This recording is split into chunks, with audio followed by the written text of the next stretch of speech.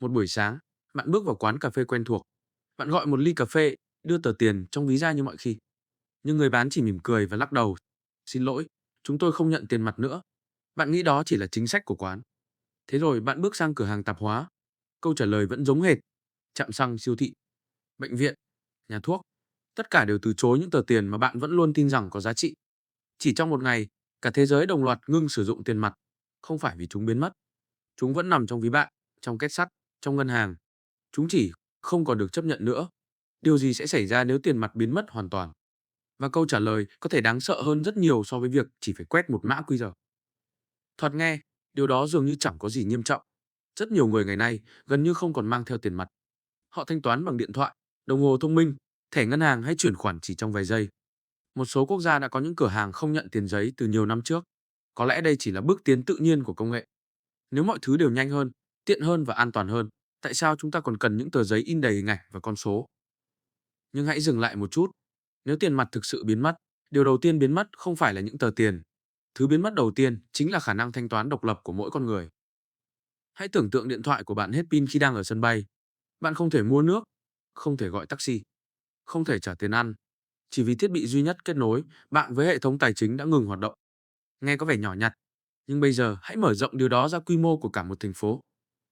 Điều gì sẽ xảy ra nếu mất điện? Điều gì sẽ xảy ra nếu Internet gặp sự cố? Điều gì sẽ xảy ra nếu hệ thống ngân hàng bị tấn công? Bạn bắt đầu nhận ra, vấn đề không còn là tiền. Vấn đề là toàn bộ khả năng trao đổi của xã hội đều phụ thuộc vào một mạng lưới vô hình.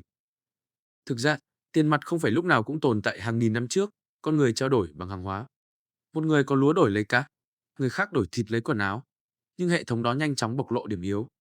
Nếu người nuôi bò cần gạo, con người trồng lúa lại không cần bò thì giao dịch sẽ thất bại. Vì thế, loài người phát minh ra tiền như một vật trung gian. Ban đầu là vỏ sò muối đá quý, rồi vàng bạc và cuối cùng là tiền giấy. Điều thú vị là giá trị của tiền chưa bao giờ nằm ở bản thân vật liệu, nó nằm ở niềm tin rằng người khác sẽ chấp nhận nó. Đó là cú twist đầu tiên. Tiền không phải là của cải, tiền là niềm tin được in thành hình. Nhưng câu chuyện chưa dừng ở đó. Ngày nay, phần lớn số tiền trên thế giới thậm chí không tồn tại dưới dạng giấy. Theo nhiều thống kê, hơn 90% lượng tiền lưu thông chỉ là những con số trong cơ sở dữ liệu của ngân hàng. Điều đó có nghĩa là tiền mặt thực chất chỉ là phần nổi rất nhỏ của cả tảng băng tài chính khổng lồ. Nếu vậy, có phải tiền mặt đã trở nên lỗi thời? Câu trả lời là vừa đúng vừa sai. Ở những thành phố lớn, việc sống không tiền mặt có thể khá dễ dàng. Nhưng hãy nghĩ đến người bán hàng rong, người nông dân ở vùng sâu, người cao tuổi không quen dùng điện thoại thông minh hoặc những người không đủ điều kiện mở tài khoản ngân hàng. Đối với họ, tiền mặt không chỉ là phương tiện thanh toán, nó là cây cầu duy nhất nối họ với nền kinh tế. Nếu cây cầu ấy biến mất, hàng triệu người có thể bị bỏ lại phía sau. Nhưng đó vẫn chưa phải vấn đề lớn nhất. Hãy tưởng tượng một ngày, hệ thống thanh toán điện tử toàn cầu bị sập chỉ trong 6 giờ. Không phải viễn tưởng. Điều này từng xảy ra ở quy mô nhỏ tại nhiều quốc gia khi các trung tâm dữ liệu gặp sự cố hoặc mạng lưới thanh toán bị gián đoạn. Trong những khoảng thời gian đó, hàng nghìn cửa hàng không thể bán hàng, người dân không thể thanh toán, máy ATM ngừng hoạt động, những giao dịch tưởng chừng chỉ mất vài giây bỗng trở thành điều bất khả thi. Nếu lúc ấy vẫn còn tiền mặt, xã hội vẫn có một phương án dự phòng. Nhưng nếu tiền mặt đã biến mất hoàn toàn, mọi hoạt động gần như sẽ đóng băng. Nó giống như việc tháo chiếc bánh xe dự phòng khỏi mọi chiếc xe trên thế giới, chỉ vì bạn tin rằng lốp xe sẽ không bao giờ thủng. Càng nghĩ, bạn càng nhận ra tiền mặt không phải đối thủ của thanh toán số. Nó giống như chiếc phao cứu sinh mà phần lớn thời gian chúng ta không dùng tới, nhưng sẽ cực kỳ quan trọng vào đúng ngày mọi thứ đi sai hướng. Rồi có một câu hỏi còn lớn hơn. Nếu mọi giao dịch đều là giao dịch điện tử, ai sẽ nhìn thấy chúng?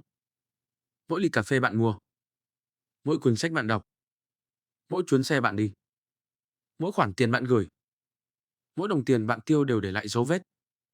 Đây là cú tuyết thứ hai. Tiền mặt không chỉ mang giá trị kinh tế, nó còn mang lại một mức độ riêng tư mà thanh toán điện tử gần như không thể có. Điều đó không có nghĩa giao dịch điện tử xấu. Trái lại, chúng giúp chống rửa tiền, chống trốn thuế và giảm tội phạm tài chính. Nhưng đồng thời, chúng cũng khiến gần như mọi hoạt động kinh tế của một cá nhân đều có thể được ghi lại. Nếu một ngày nào đó, hệ thống quyết định bạn không thể thực hiện giao dịch thì sao? Nghe giống phim khoa học viễn tưởng. Nhưng hãy nhớ rằng tài khoản ngân hàng có thể bị khóa, thẻ có thể bị vô hiệu hóa, hệ thống có thể gặp lỗi. Khi tất cả tiền đều nằm trong hệ thống số, quyền kiểm soát không còn hoàn toàn nằm trong tay người sở hữu. Đến đây, nhiều người sẽ nghĩ vậy chỉ cần chuyển sang tiền mã hóa là xong.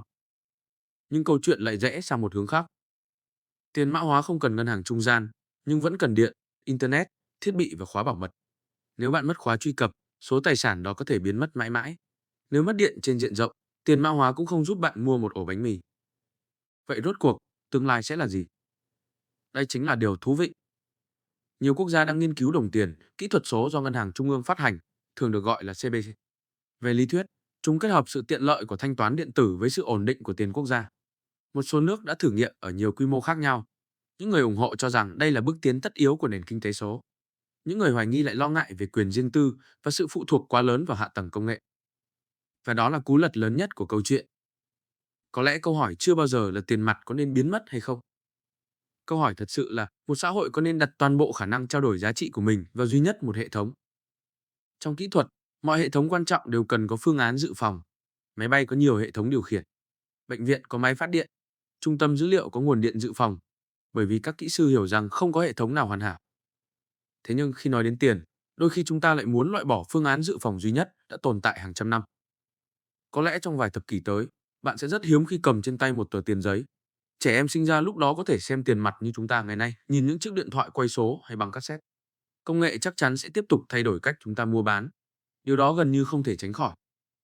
Nhưng điều đáng suy ngẫm không nằm ở việc bạn trả tiền bằng giấy, bằng thẻ hay bằng điện thoại. Điều đáng suy ngẫm là thứ mà chúng ta gọi là tiền chưa bao giờ chỉ là những con số hay những tờ giấy. Nó là một lời hứa. Một lời hứa rằng ngày mai, người khác vẫn tin vào giá trị mà bạn đang cầm trong tay. Nếu một ngày tiền mặt biến mất, có lẽ thế giới vẫn sẽ vận hành nhanh hơn, thông minh hơn, thuận tiện hơn. Nhưng cùng lúc đó, chúng ta cũng sẽ phải đánh đổi một phần sự độc lập, một phần quyền riêng tư và đặt niềm tin nhiều hơn bao giờ hết vào những hệ thống vô hình. Cuối cùng, có lẽ tiền mặt không phải điều quan trọng nhất. Điều quan trọng là niềm tin. Vì lịch sử đã nhiều lần chứng minh rằng khi niềm tin còn tồn tại, con người luôn tìm ra cách để trao đổi giá trị với nhau. Nhưng khi niềm tin biến mất, ngay cả những tờ tiền giá trị nhất cũng chỉ còn là những mảnh giấy vô nghĩa. Và có lẽ đó mới là câu hỏi lớn nhất mà tương lai của tiền tệ đang đặt ra cho tất cả chúng ta.